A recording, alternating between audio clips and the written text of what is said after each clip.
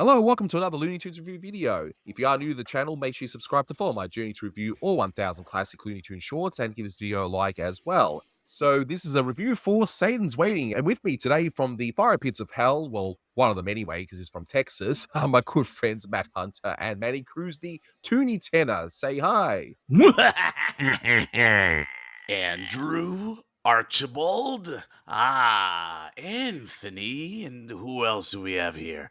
Michael, Methuselah, Matthew. We've been bad. We certainly have. Oh boy. So, as mentioned, this is a review for Satan's Waitin, released on the 7th of August 1954. It's the 717th in the series, and it's directed by Friz Freeling. You can find this beautiful restoration on the Looney Tunes Gold Collection Volume 6 DVD set and on the Platinum Collection Volume 3 Blu-ray set. I have links below to those sets because you won't find it on YouTube unless Warner Brothers themselves decide to upload it on their own channel. But in case you haven't seen this one, we start off with the regular Sylvester and Tweety chase, and Sylvester, he dies. How Roll about that? credits. And that's it. Done. It's the shortest Sylvester and Tweety short ever. Thank you, Pussycat.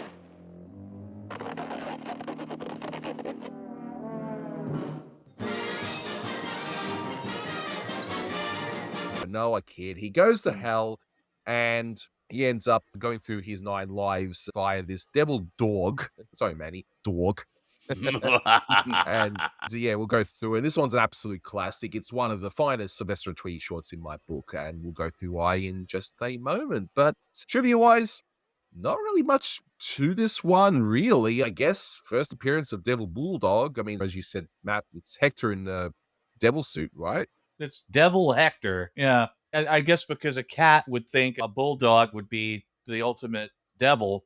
Maybe a kind of an homage, I guess, to the Tom and Jerry cartoon that MGM did, Heavenly Puss. That one has their version of Spike, the bulldog, is the devil in that one. So this very plot, and you were mentioning this to me, Matt, it's been redone quite a few times, and the ones offhand is, of course, Devil's Feud Cake, where it's Sam instead, and it gets Bugs Bunny in a cheetah short, and reworked again, which I've seen in Looney Bugs Bunny movie. But where else have we seen this plot that Freeze likes to do so much? He did the cheater cartoon called Devil's Feud Cake, and then for a 1962 episode of the Bugs Bunny show, he did it as the overarching plot of that as well. And then he did it for the Looney Bugs Bunny movie. So we've got this one where it's Sylvester and Tweety, and then you've got 3 adaptations with its Yosemite Sam and Bugs Bunny. So he really, really liked this concept. It's a great one. I think it's a great idea, and I've mentioned this before in previous Sylvester and Tweety reviews, that I actually was not really looking forward to them because a lot of them just sound the same to me, and yet when you actually sit down and watch them, not necessarily in order like I'm doing, but if you actually watch them, especially the earlier ones, you'll just see just how varied the ideas actually are, which kind of surprised me, and this one's no exception. It's great. Oh, yeah. Well, there's a reason that Sylvester and Tweety are pretty much second to Bugs Bunny in terms of popularity, in terms of the Warner Brothers cartoons. I mean, they're funny. And if you're not watching like 5 or 6 of them in a row and you only see like 2 or 3 of them per show, they hold up really well. Exactly. Similar to Roadrunners. I can't watch any more Yeah. than maybe 2 or 3 before they just get same old, same old. And they're great shorts, but yeah, they're not designed to be watched that way. Pure and simple. Manny, this is actually an exception for you in relation to Sylvester and Tweety. Yes, it is. So this is probably the 4th or 5th commentary for a Sylvester and Tweety cartoon that I've done with you. And I think every single one of them, with the exception of this one, and I think maybe Tweety Pie, were ones that I'm not familiar with because I was never the biggest Sylvester and Tweety fan. And part of it I chalk up to just the availability of the cartoons themselves. I did not watch the Bugs Bunny and Tweety show a ton. And this one I actually did see on the Bugs Bunny and Tweety show. Like, I distinctly remember seeing this one back then. And probably it was shown on Nickelodeon. I'm trying to remember if this was part of that specific package. Yeah, they were also on Nickelodeon. I would say this one Yeah. is one of those big ones in terms of that 50s period in Sylvester and Tweety. But even as a kid, like, I remembered this one. I was like, I actually do like this cartoon a lot. And it still holds up incredibly well as an adult. Oh, Yep. it definitely does. What about you? Yeah, Matt, you saw this one quite a bit, didn't you? I did too, and it was on again Bugs Bunny and Tweety show, Nickelodeon. I remember it was on a tape that I would rent. I mean, it was pretty well known. It's kind of interesting how different regions see certain cartoons because I never actually saw this one for whatever reason until the Golden Collection Volume 6. I was always more familiar with the Yosemite Sam version of the story, whether in Devil's Food Cake or in the Looney Bugs Bunny movie. And, of course, they upgraded it for the Platinum Collection, but I watched it once or twice, and that was much it. But then watching it now for this review, it's so good. It's so, so funny. So it's interesting seeing the different regions having the different shorts being shown. But I reckon we go through the short from start to finish and go through why this one is an absolute classic, starting with the title card music. This might sound familiar if you guys are familiar with Quackbusters, because it sure stuck out to me.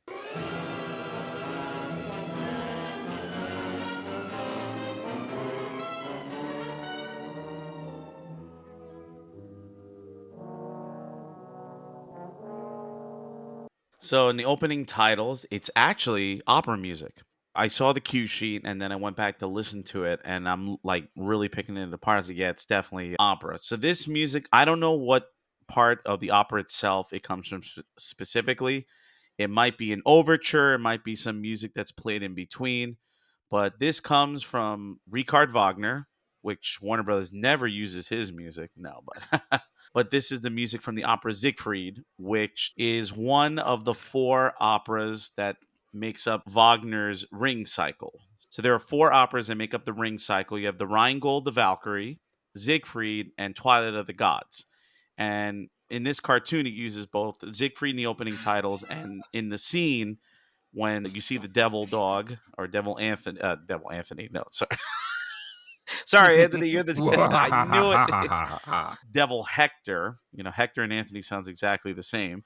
You hear another Wagner opera, Twilight of the Gods or Goethe Dämmerung. But yeah, they're the third and fourth operas of the entire cycle because Wagner wrote four operas that it's one big think of it like the Lord of the Rings of back in the day, but they're both based off of mythology and whatnot. And in order to see the entire ring cycle takes several days. So if you have nothing else better to do and go to an opera house for 4 days, then go nuts. And as we start off this short, I love the fact this initial chase is just very basic.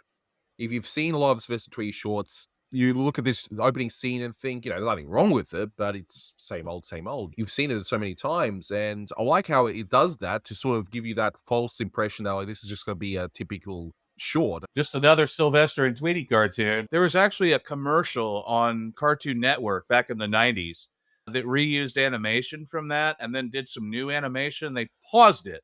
And the premise, I think, was questions to ask Cartoon Network. And one of them was, what would Sylvester do if he actually caught Tweety? And so they show this scene and then they pause it. And then Sylvester turns to the audience. And I can't remember if it was Jeff Bergman or Joe Alasky or one of the guys doing the voice of Sylvester at the time. And Sylvester turns to the camera and he goes, well, I just give him back his wallet he dropped 7 years ago.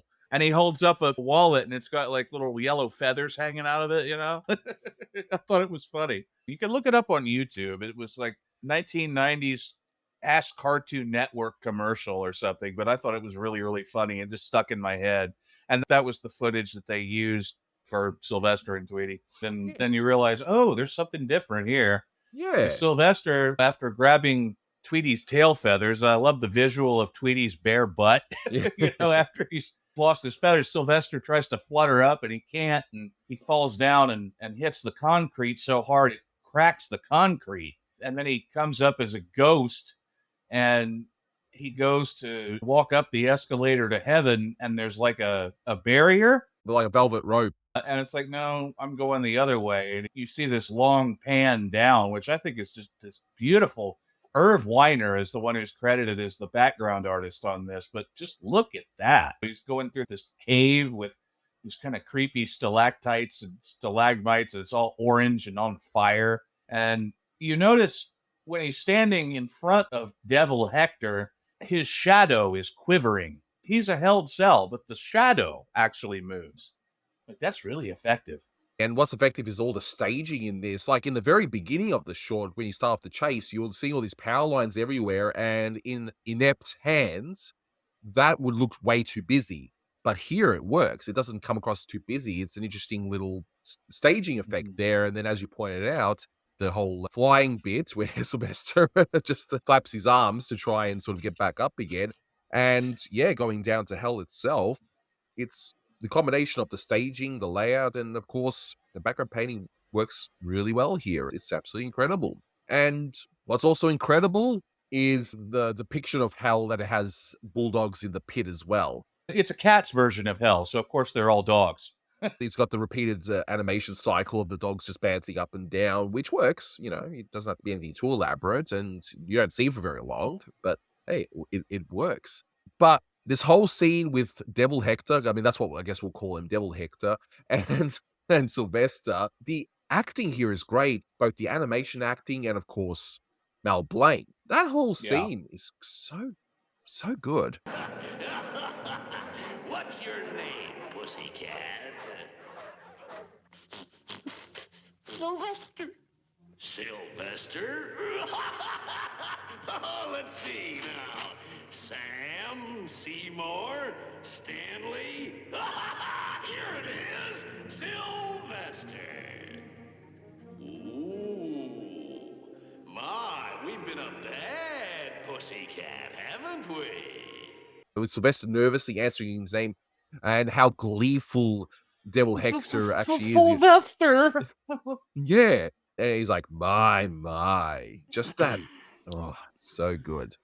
Maddie, what did you think of that? Bad You've been a bad pussycat. I, in that part there, Sylvester, I felt so bad for him. I wish I knew who the animator was, but whoever animated that scene and Mel Blanc's performance, it's like, holy crap, you feel so bad for Sylvester for the first time ever. Or maybe not the first time ever, but it's just like there's genuine emotion. And the fact, too, that there's no music right there when Sylvester's being spoken to by Devil Hector. And it's just like it adds to the creepiness and mood of that particular scene right there. Yeah, you believe he's scared. Yeah, exactly. Like the whole thing that there's Sam in the book as well. I'm wondering if that's referring to Yosemite Sam. My head, Well, my head. Sam canon, I guess, maybe it does. Seymour Sylvester. Just My. that delivery is so good.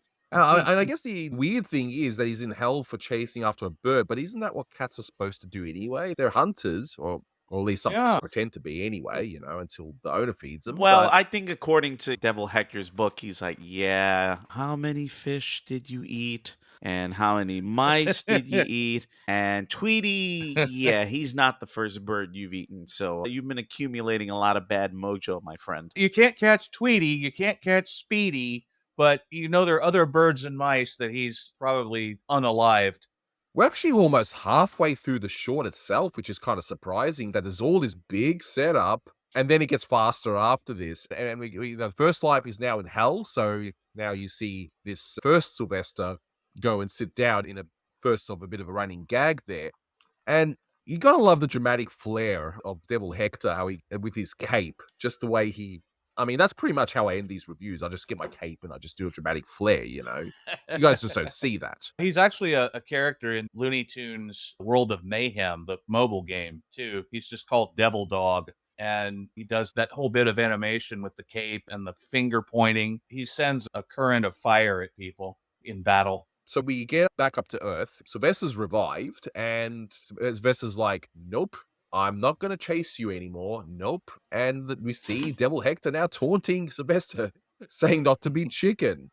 You don't know what trouble is, bird. Scram! I'm not taking any more chances with you. Get lost. Don't be chicken, cat. You got 8 lives left. Yeah, I got 8 lives left. I like how Sylvester rationalizes it all, and he's like, you know what, I've actually got quite a few lives, so, all right, fine, bang. And now the rest of the short becomes a guessing game as to, he's going to lose the rest of his lives, but how is it going to happen?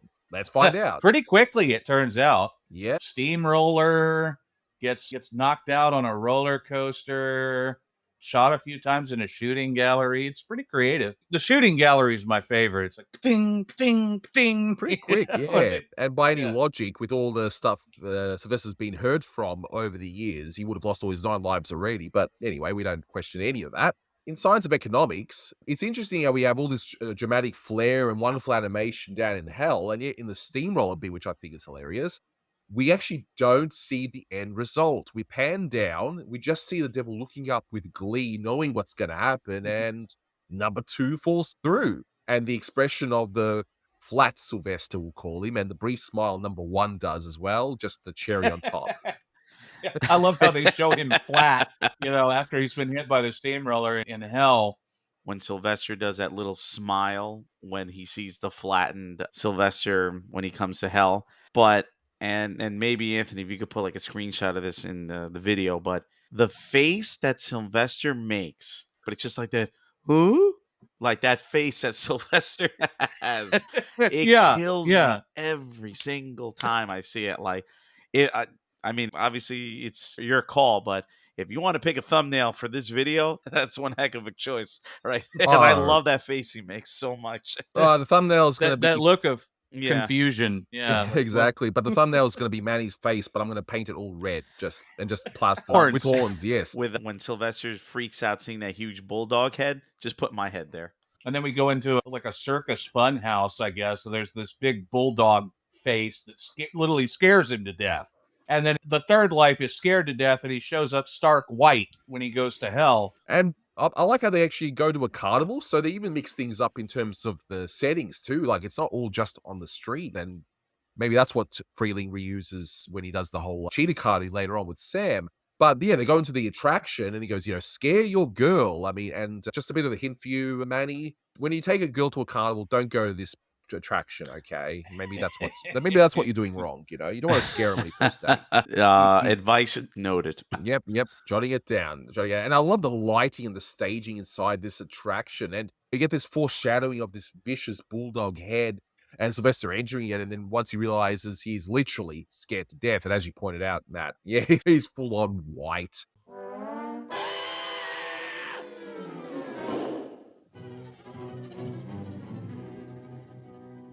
Oh, the poor putty cat. Open your pretty red eyes. And again, it picks up. The pace really does. And Warren Foster tends to do this a lot, where he will have these slow starts and sometimes even complicated starts, but then the rest of it just flows very quickly once it's all set up. And also, it's only a 6-minute short, so I guess this is one way to add to numbers. We are at the duck shooting range. Why did Sylvester go in the range? Why didn't he just go and get a gun and try and shoot a Tweety? I don't understand his logic in that scene. But anyway, whatever. It's still pretty funny. And as you say, patung, patung, patung, and we got the shocked expressions of numbers 4 to 7.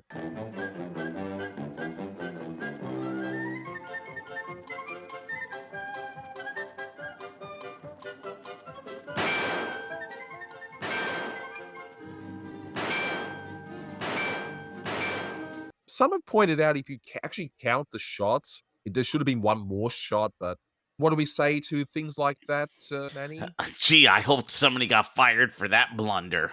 Yep, indeed. And that makes the short 0 out of 10 and unwatchable. The end. I should point out that Sylvester has died more than any other Looney Tunes character. Like, there are multiple cartoons involving Sylvester dying in some way or another. We talked about Tom Tom Tomcat, where multiple Sylvesters die. We were talking about the Sylvester verse and like, well, how many Sylvesters are there and how many lives do they actually have? Considering there's so many Sylvester variants, and if each Sylvester variant has 9 lives, we're going to be here a while. Right. Yep. I'm sure someone in the comments can do the math for us, okay? So there's your homework, guys. So you can get that done, yeah? So now we only got 2 lives left, and we're on the roller coaster where Tweety tries to hide in the front. Sylvester's waiting in the back with a club of all things. Like, well, I don't know where he found this club. Maybe it's from a sideshow attraction. I don't know, but whatever, And remember, kids, there's a reason they say do not stand up on a roller coaster ride. Because we see what happens here. Number 8 coming down in the ride, which is a nice little touch. They didn't have to do that, but they did, and it was really good. Yeah, and then they show the roller coaster going down with it. Yep. So one life left, and what will Sylvester do? And of course, he's like, no, no, no, no, I don't want to do this anymore. He gets obviously paranoid and is like, okay, you know what? I'm not going to get Tweety. And he does something a little unexpected. So instead of like a bunker, he just decides to hole up in a bank safe. I mean, what could go wrong? Bank safes are pretty secure, except in Cartoon World, because in Cartoon World, we get a multiverse version of Rocky and Muggsy trying to blow up a safe. Into the Muggsyverse. That's it. Yep, yep, and the Rockyverse too. And one of them's also played by Shut up. Sylvester Stallone. Yep. And it's a great little twist at the end because you know something's going to happen where Sylvester's going to lose his last life somehow. And it's very, very clever what they've done here. That Sylvester's thinking is right. No one's going to bother him in that safe. But no. He didn't think that this is the cartoon verse. Robbers Yeah. exist and they always go after banks despite it being easier to rob other places more easily. But anyway, whatever. Right. Yeah, let's use too much nitroglycerin and blow everybody to Hades. Yeah, there you go. That's it. And yeah, we see that pissed off expression for Sylvester at the very end as well. Number 9. And then it's kind of implied, like you don't really see what happens to him. Okay, he's going to hell. He's used up all his lives. And then we just end it. We're left to imagine what a life, an afterlife of torture in hell is like for Sylvester. Yep. And it works perfectly. We don't need to see what happens next. I think it works much better on our imagination. It's like, yep, there it is. All done, folks. So I think it's time for a certain music something. I'm not sure what that is. It's time for Manny's music time with devilish trivia for you today. I guess it comes natural to me since you guys are cat people. I'm a dog person. So that means I'm devilish. Cool. All right. So the mileage you get as a dog owner. And devil dog, in case you don't know, is a slang term for the Marines. So a little U.S. military trivia over there. So obviously the cartoon starts off with The Merry-Go-Round Broke Down, the Looney Tunes theme song. But Manny, there's a Merry Melody intro. Yes, I know. It's a Blue Ribbon Merry Melody. You'll survive. Relax. As I said, it goes into Siegfried from Richard Wagner. And then you hear in the beginning when Sylvester and Tweety are chasing each other like on the power lines and not the power line from a Goofy movie. 90s reference for us fellow millennials. I thought that was a cue that wasn't written by Stalling, but apparently it's a Stalling original. And sadly, the cue sheets only list pieces that were not written by Stalling or Franklin or Marsalis, whatever. And keeping my fingers crossed, one day I'll have access to the originals so I could really put names to these Stalling originals.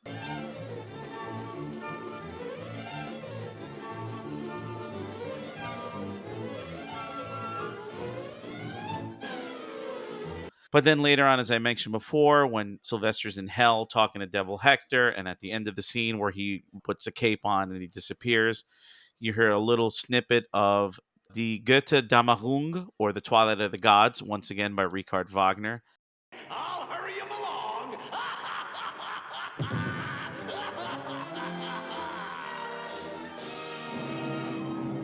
Again, this is the only cartoon you'll ever hear Wagner's music in. Never again. What's opera doc? Excuse me. Bad cold. If you look at like opera history, especially at the end of the 1800s, Wagner was one of the biggest. You could say him and Verdi were the two biggest forces of opera at the late 19th century, going into the 20th century, and other composers were influenced by them. So it makes a whole lot of sense why Stalling and Franklin would use their music so much. It's synonymous with cartoons, and a lot of it, Rossini, the Barber of Seville, and the other opera that you hear all the time are classical, more or less, Beethoven. Cartoons. Or, because we're recording this October 26th, how appropriate, Halloween's in a few days.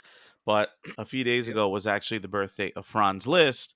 So, of course, I'm listening to the Second Hungarian Rhapsody. In the middle of it, the part where you hear the, it's like it's a trill on the note. And, of course, I pause the recording and I say, what's up, Doc?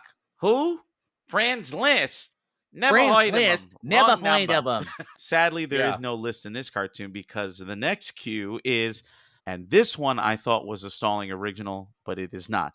This is Sidewalk Serenade. Ba, ba, ba, ba, ba, ba, ba, ba, ba, ba, ba, ba.